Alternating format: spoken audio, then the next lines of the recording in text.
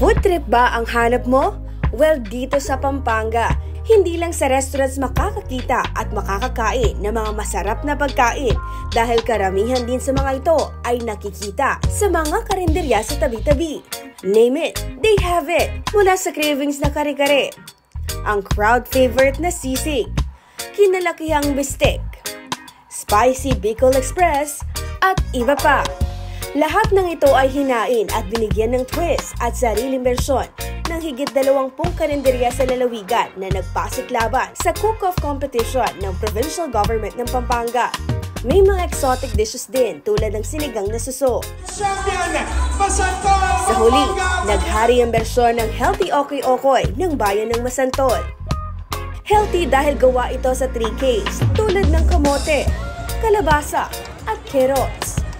Masarap na at abot kaya pa sa bulsa, kaya patok hindi lang sa mga horado, kundi maging sa kanilang mga parokyano. Very, diba? Very common siya, diba? Pero yung sa amin, iba kasi ang ginamit namin is kamote, carrots at saka kalabasa. So very healthy siya. At the same time, ginawa namin siyang maliliit para very affordable siya. Yung sa amin, meron kaming 3M. Yung pinakauna, masarap. O tapos malinis at mura pa. Yun ang umaga, yun nauutang pa daw. Judge's choice din ng beef kare-kare ng bayan ng Apali. Sa bobule ng Florida Blanca. Sinigang na suso ng San Simon. At begukan ng Mabalacat City.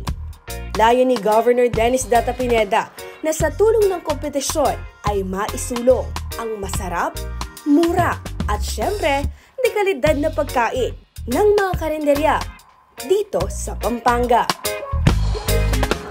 Para sa Balita Pampanga, Luis Rutao.